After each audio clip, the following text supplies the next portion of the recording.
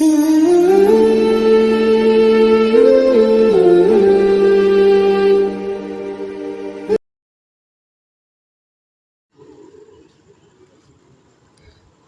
Number 168. بسم اللہ الرحمن الرحیم. یا ایہا الناس قلوا مما فی الارض حلالا طیبا ولا تتبعوا خطوات الشیطان انہ لکم عدو مبین. ورڈ ٹو ورڈ اس کی ٹرانسلیشن دیکھتے ہیں. یا ایہا اے الناس لوگ کلو تم کھاؤ مما اس سے جو فی میں ارض زمین حلال طیباً پاک. اب یہاں پہ حلال اور طیب دونوں حرف ہے. حلالن پاک ہے، حلال ہے یعنی جو رزق حلال محنت سے کمایا گیا رزق ہے، ٹھیک ہے. اور طیباً وہ پاکیزہ ہے، پاک ہے. وا اور لا نہیں، تتبعوا پیروی کرو، خطواتن قدم جمع ہے قدموں کی، یعنی کہ قدم کی جمع قدموں. شیطانی شیطان، انہو بے شک وہ لکم تمہارا عدو دشمن ہے، مبین کھلا. لوگوں زمین میں جتنی بھی حلال اور پاکیزہ چیزیں ہیں انہیں کھاؤ، لیکن شیطان کے قدم بقدم نہ چلو، یقیناً وہ تمہارا کھلا دشمن ہے. پہلے ہم یہاں پر کنیکشن دیکھتے ہیں. یہاں پہلی آیات کے ساتھ معنی کے اعتبار سے تعلق پایا جا رہا ہے. قرآن مجید میں اکثر مقامات پر شرک اور حلال و حرام کا مسئلہ ایک ہی جگہ بیان کیا گیا ہے. سورہ نام آیت نمبر 137 سے 140 تک اور سورہ نحل 35 تک آپ لوگ آیات دیکھیں گے تو اس کا آپ کو بہترین اگزامپل ملے گا. حلال و طیب کھانے کے بارے میں قرآن مجید نے بنی نوع انسان کے تینوں طبقات کو مخاطب کرتے ہوئے ایک جیسے الفاظ استعمال فرمائے ہیں. آغاز میں عوام الناس کو مخاطب کیا جا رہا ہے اور اس کے بعد ٹھیک چوتھی آیت میں مومنوں کو مخاطب کیا گیا ہے. سورہ مومنون آیت نمبر 51 میں انبیاء کی مقدس جماعت کو خطاب کرتے ہوئے حلال کھانے کی طرف توجہ دلائی ہے. یہ مسئلہ اتنا اہم ہے کہ جب تک اس پر اپنے اپنے مقام پر سب لوگ عمل نہیں کرتے توحید کے تقاضے پورے نہیں ہو سکتے اور نہ معیشت کرپشن سے محفوظ رہ سکتی ہے. اس مسئلے کا تعلق بیک وقت حقوق اللہ اور حقوق العباد کے ساتھ ہے. حقوق اللہ کے ساتھ اس لیے ہے کہ اللہ تعالیٰ پاک ہے اور وہ پاک جسم کی عبادت ہی قبول کرتا ہے، حلال طیب کھانے والا اور اللہ تعالیٰ کی اطاعت و بندگی میں لذت محسوس کرتا ہے. اس کے دل میں سرور، طبیعت میں استغنا اور دوسروں کے ساتھ ہمدردی اور ان کے حقوق کا خیال رکھنے کے ساتھ سخاوت کا جذبہ پیدا ہوتا ہے. حقوق العباد کے ساتھ تو اس کا اتنا گہرا تعلق ہے کہ جب معاشرے میں حلال و حرام کی تمیز اٹھ جائے تو معاشی استحصال، ڈاکہ، چوری، دھوکہ دہی، فریب کاری کی وارداتیں عام ہو جاتی ہیں، جس سے معاشی ناہمواری کے ساتھ سماجی زندگی تباہی کے راستے پر چل پڑتی ہے. اس لیے تمام لوگوں کو بیک وقت حلال طیب کھانے کی تلقین کی جا رہی ہے. جیسے دیکھیں چوریاں زیادہ ہیں، ٹھیک ہے، اور ان کی طرف دے کر اور لوگ جو ہیں وہ اس دھندے میں آتے ہیں.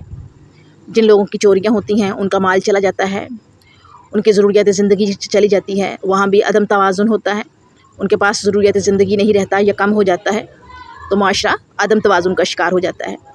لوگ کرائم کرتے ہیں، ادھر بھی عدم توازن، ادھر جن کے ساتھ ہو رہا ہوتا ہے فراڈ، ڈکیتی، چوری، وہاں بھی عدم توازن، وہاں سے مال چلا جاتا ہے، ان کی ضروریات زندگی جو ہیں وہ یا تو ختم ہو جاتی ہیں یا کم ہو جاتی ہیں. تو یہ مسئلے مسائل جب بنتے ہیں تو معاشرہ عدم توازن کا شکار ہوتا ہے. خوراک ظاہری گندگی سے پاک نہ ہو تو جسمانی بیماریاں پیدا ہوں گی. یعنی کہ کھانا پینا جو ہے وہ اگر ظاہری طور پر گندا ہوگا، مکھیاں مچھر بیٹھے ہوئے ہوں گے گندگی والے، مٹی پڑی ہوگی، گرد دھول ہوگی، گندے ہاتھوں سے جو ہے وہ کھایا جائے تو کیا ہوگا؟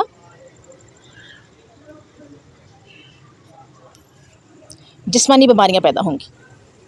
کھانے اور کمانے میں شریعت کا لحاظ نہ رکھا جائے تو روحانی زندگی اور اخلاقی قدریں اس قدر کمزور ہو جاتی ہیں کہ بالاخر آدمی زندہ ہونے کے باوجود اس کے روح کی موت اور اجتماعیت بکھر کر رہ جاتی ہے. یعنی کہ اگر رزق حلال نہیں کمایا ہوا نا تو اس کا اثر پڑتا ہے گھر والوں پر، اولاد پر، خود پر، یعنی پوری فیملی پر اس کا جو ہے وہ اثر پڑتا ہے. روحانی زندگی انسان کی تباہ ہو جاتی ہے، اخلاقی زندگی بھی تباہ ہو جاتی ہے. بچوں میں حرام اور حلال کی تمیز نہیں رہتی، گھر میں اتفاق نہیں رہتا، اس کے علاوہ ایک دوسرے کی عزت قدر نہیں رہتی. یہی شیطان کا مقصد بھی ہے. لہٰذا حرام کھانے والا شیطان کے قدم بقدم چلتا ہوا دنیا میں ذلیل اور حریص کہلوائے گا اور آخرت میں جہنم کا ایندھن بنے گا. اس لیے تنبیہ کی جا رہی ہے، متنبہ کیا جا رہا ہے کہ شیطان تمہارا کھلا دشمن ہے، ابدی دشمن ہے، اس سے ہر صورت بچ کر رہنے کی کوشش کرتے رہنا، اور کوئی غیرت مند آدمی اپنے دشمن کی چال میں نہیں آیا کرتا۔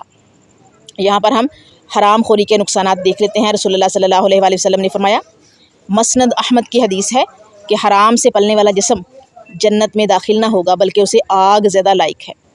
اسی طرح سے حضرت ابو ہریرہ رضی اللہ عنہ بیان کرتے ہیں کہ رسول اللہ صلی اللہ علیہ وآلہ وسلم کا ارشاد ہے، لوگو یقیناً اللہ پاک ہے اور پاک ہی قبول کرتا ہے، اور اللہ نے مومنوں کو اسی چیز کا حکم دیا جس کا رسولوں کو حکم دیا۔ فرمایا، اے رسولو، پاک چیزیں کھاؤ اور نیک عمل کرو، جو کچھ تم کرتے ہو یقیناً میں اسے جاننے والا ہوں۔ اور فرمایا، اے مومنو، ہم نے جو تمہیں رزق دیا اس میں سے پاک کھاؤ۔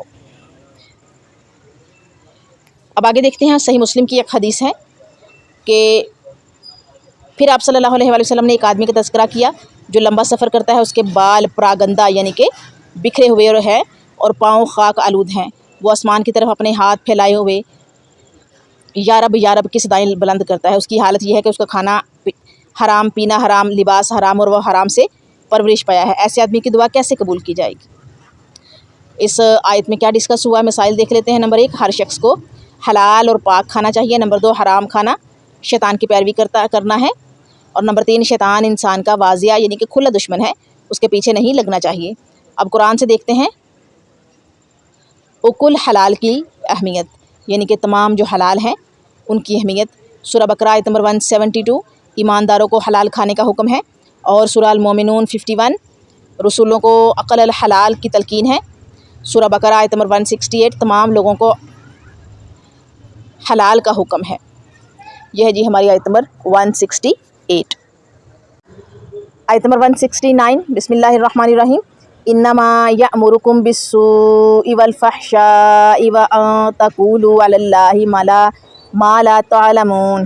اس کی ورڈ ٹو ورڈ ٹرانسلیشن دیکھتے ہیں۔ انما صرف یأمرکم تمہیں حکم دیتا ہے، بالسوء برائی، و اور فحشاء بے حیائی فحش گوئی، و اور ان یہ کہ تقولو تم کہو علی اللہ اللہ پر ما جو لا نہیں تعلمون تم جانتے۔ اس کی ٹرانسلیشن ہے، وہ تمہیں صرف برائی اور بے حیائی اور اللہ تعالیٰ پر ان باتوں کے کہنے کا حکم دیتا ہے جن کا تمہیں علم نہیں ہے۔ یہاں پر پہلے اب کنیکشن دیکھتے ہیں پچھلی آیت سے کہ حلال کے فوائد کے بارے میں حرام خوری کے نقصانات بیان کرتے ہوئے فرمایا ہے کہ حرام کھانے والا بالفعل شیطان کا حکم مانتا ہے، یعنی کہ جو حرام کھاتا ہے نا وہ عملی طور پر شیطان کا حکم مانتا ہے۔ شیطان تو انسان کو بے حیائی اور اللہ تعالیٰ کے بارے میں بے اعتقادی اور بدگمانی پیدا کرتا ہے۔ حرام سے اجتناب نہ کرنا اور اپنی مرضی سے حلال کو حرام اور حرام کو حلال کر لینا، اور در حقیقت شیطان کی پیروی کرنے کے مترادف ہے، جس سے منع کیا گیا ہے۔ حرام کھانے پر آمادہ کرنے کے بعد شیطان کے لیے یہ کام نہایت ہی آسان ہو جاتا ہے کہ وہ حرام خور کو برائی اور بے حیائی کی طرف مائل کر سکے۔ یہی وجہ ہے کہ ایسا آدمی اللہ اور اس کے رسول کی نافرمانی کرتے ہوئے اپنے ضمیر میں حیا محسوس نہیں کرتا۔ جب ضمیر حیا سے خالی ہو جائے تو ظلم کرنا، کاروبار میں ہیرا پھیری، اشیاء میں ملاوٹ کرنا، جھوٹ بول کر سودا بیچنا اور دوسرے کا حق مارنا، یہاں تک کہ اللہ تعالیٰ کی قسمیں کھا کر گاہک کو دھوکہ دینے میں بھی یہ شخص بالکل بھی شرم محسوس نہیں کرتا۔ رسول کریم صلی اللہ علیہ وآلہ وسلم بے حیائی کا نقصان ذکر کرتے ہوئے فرمایا کرتے تھے، صحیح بخاری کتاب الادب، کہ جو کچھ لوگوں نے پہلے انبیاء کی تعلیم سے پایا وہ یہ ہے کہ جب تم سے حیا ختم ہو جائے تو جو چاہے کر گزر۔ حرام کی دولت جب کسی گھر میں داخل ہوتی ہے تو اس میں بے حیائی کا ماحول پیدا ہو جاتا ہے۔ پردہ نشین عورتوں کے نقاب اترنا شروع ہو جاتے ہیں، بچیوں کے سروں سے دوپٹے سرکتے ہوئے دکھائی دیتے ہیں، نوجوان اچھی روایات کو چھوڑ کر بری عادات کو فیشن کے طور پر اپنانے میں فخر اور شرافت کے ماحول میں گھٹن محسوس کرتے ہیں۔ ایسے شخص کے پاس اگر مال کی فراوانی اور جوانی ہو تو وہ برائی اور بدکاری میں آگے ہی بڑھتا چلا جاتا ہے۔ اگر ان لوگوں کو سمجھایا جائے تو کچھ لوگ حد سے آگے بڑھ کر کہتے ہیں کہ ہم اللہ تعالیٰ کی مرضی کے مطابق ہی سب کچھ کھا پی رہے ہیں۔ اسی طرح وہ اپنی حرام خوری کو اللہ رب العزت کے ذمہ لگاتے ہیں، جس کو قرآن مجید میں سورہ نحل کی آیت نمبر 35 میں مشرکوں کا کردار بتلاتے ہوئے یوں بیان فرمایا ہے کہ مشرک کہتے ہیں، ٹرانسلیشن ہے کہ مشرک کہتے ہیں کہ اللہ چاہتا تو ہم اور ہمارے آباء و اجداد اللہ کے علاوہ نہ کسی کی عبادت کرتے اور نہ کسی چیز کو حرام ہی قرار دیتے۔ اب اس میں جو ہے وہ کیا ڈسکس ہوا ہے، شیطان انسان کو برائی، بے حیائی اور اللہ تعالیٰ کے متعلق غلط باتیں سکھلاتا ہے۔ یہ ہے جی ہماری آیت نمبر 169۔ آیت نمبر 170، بسم اللہ الرحمن الرحیم وَإِذَا قِيلَ لَهُمُ اتَّبِعُوا مَا أَنزَلَ اللَّهُ قَالُوا بَلْ نَتَّبِعُ مَا أَلْفَيْنَا عَلَيْهِ آبَاءَنَا أَوَلَوْ كَانَ آبَاؤُهُمْ لَا يَعْقِلُونَ شَيْئًا وَلَا يَهْتَدُونَ۔ اور اس جب قیلا کہا جاتا ہے لہم انہیں اتبعوا پیروی کرو ما انزل جو اتارا اللہ نے، قالوا وہ کہتے ہیں بل نتبعوا بلکہ ہم پیروی کریں گے ما الفینا جو ہم نے پایا علیہ اس پر آباءنا اپنے باپ دادا، اولو بلا اگرچہ کا نہ ہوں آباؤہم ان کے باپ دادا لا نہیں یعقلون نہ سمجھتے ہوں یا نہ عقل رکھتے ہوں، شیئن کچھ وا اور لا نہیں یہتدون اور ہدایت یافتہ ہوں اور نہ ہدایت یافتہ ہوں۔ ٹرانسلیشن دیکھتے ہیں اس کی۔ اور ان سے جب کبھی کہا جاتا ہے کہ اللہ تعالیٰ کی اتاری ہوئی کتاب کی تابع داری کرو تو جواب دیتے ہیں کہ ہم تو اس طریقے کی پیروی کریں گے جس پر ہم نے اپنے باپ دادا کو پایا، اگرچہ ان کے باپ دادا بے سمجھ اور ہدایت یافتہ نہ بھی ہوں۔ اچھا جی، اب کنیکشن دیکھتے ہیں کہ تقلید آبا بھی یعنی کہ اپنے آباء و اجداد کی تقلید کرنا، ان کے پیچھے چلنا، ان کی پیروی کرنا بھی شیطان کی پیروی کا نتیجہ ہے۔ جس طرح شیطان بے حیائی اور انسان کو اللہ تعالیٰ کے بارے میں لا حاصل گفتگو کا حکم دیتا ہے، اسی طرح وہ یہ بات بھی دلیل کے طور پر آدمی کو سمجھاتا ہے کہ آخر پہلے لوگ اور بزرگ کوئی غلط اور گمراہ تھے، حالانکہ یہ سوچ عقل کے خلاف اور جانوروں کا طریقہ ہے۔ جب انہیں حرام و حلال اور دیگر مسائل کے حوالے سے کتاب اللہ کی طرف رجوع کرنے کے لیے کہا جائے تو جواب دیتے ہیں کہ ہم تو انہی روایات پر چلیں گے جن پر ہمارے آباء و اجداد چلا کرتے تھے۔ وہ یہ بھی نہیں سوچتے کہ ان کے بزرگ دین کی سمجھ نہیں رکھتے تھے اور نہ ہی ہدایت یافتہ تھے۔ اس ارشاد سے یہ بات بڑی واضح ہوتی ہے کہ بزرگوں کی روایات کو اس وقت اپنایا جائے گا جب وہ کتاب الہی کے مطابق ہوں گے۔ دوسری صورت میں ہر فرد پر انہیں مسترد کرنا فرض ٹھہرے گا۔ اگر رسومات اور بزرگوں کی روایات کو منوعاً قبول کر لیا جائے تو پھر شریعت کی کیا حیثیت رہ جاتی ہے؟ در حقیقت یہ وہ اندھی تقلید ہے جسے بہانہ بنا کر لوگ گمراہی کے راستے پر چلنا اپنے لیے فخر سمجھتے ہیں۔ دین کے راستے میں یہی وہ رکاوٹ ہے جو انبیاء کرام کے سامنے سب سے پہلے پیش کی جاتی تھی۔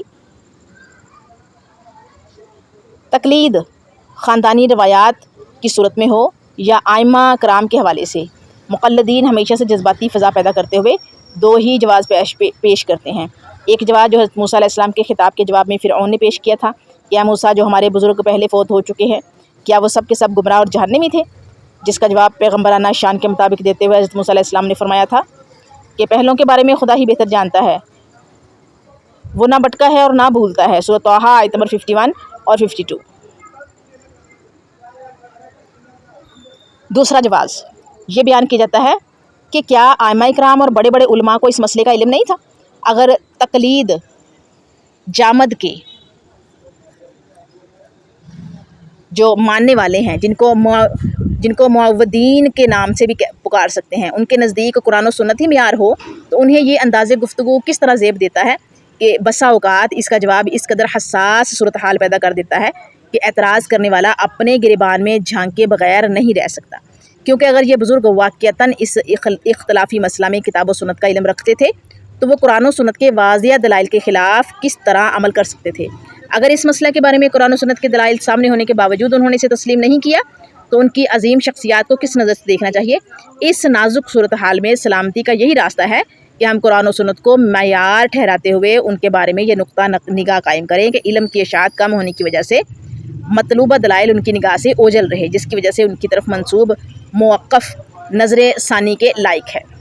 لیکن مقلدانہ ذہن رکھنے والے یعنی کہ اندھی تقلید کرنے والے جو ہیں، مقلد قید دماغ ان کے قید ہیں ایک جگہ پر، مقلدانہ ذہن رکھنے والے حضرات اہمیت مسئلہ اور ان کی شخصیات کا لحاظ رکھے بغیر تقلید پر اصرار کرنا یعنی کہ جو بھی انہوں نے کہا ہے اس کی پیروی کرنی ہے، اسی کا اصرار کرنا دین کا حصہ تصور کرتے ہیں۔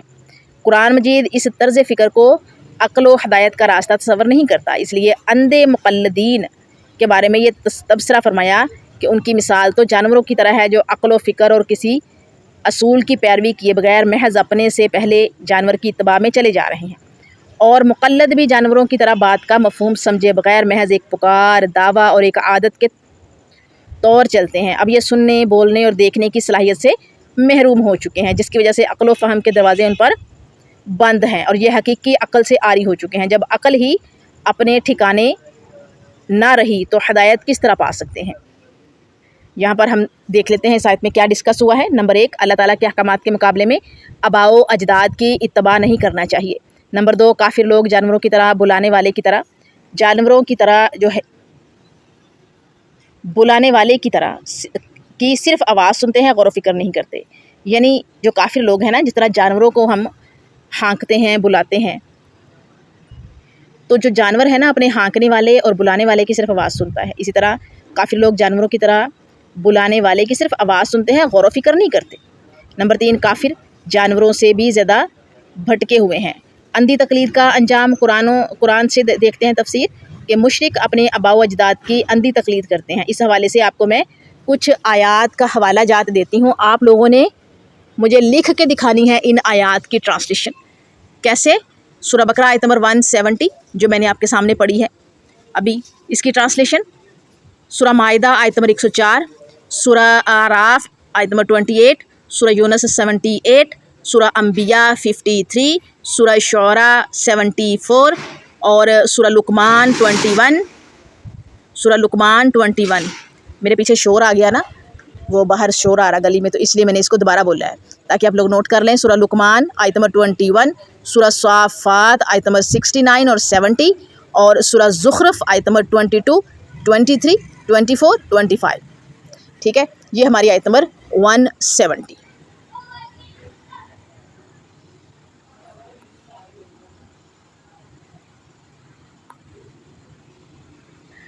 बिस्मिल्लाहिर्रहमानिर्रहीम। आयत नंबर 171, वा और मसलुल्लज़ीना कफ़रू कमसलिल्लज़ी यनइकु बिमा ला यस्मउ इल्ला दुआअन व निदाअ सुम्मुन बुक्मुन उम्युन फ़हुम ला यअकिलून। वर्ड टू वर्ड इसकी ट्रांसलेशन, वा और मसलु मिसाल अल्लज़ीना जिन लोगों ने कफ़रू कुफ़र किया, कमसली जैसी मिसाल, अल्लज़ीना वो जो, यनइकु पुकारता है, बिमा उसको जो, ला नहीं, यस्मउ नहीं सुनता, इल्ला सिवाय दुआअन पुकारना, वा और निदाअन और चिल्लाना,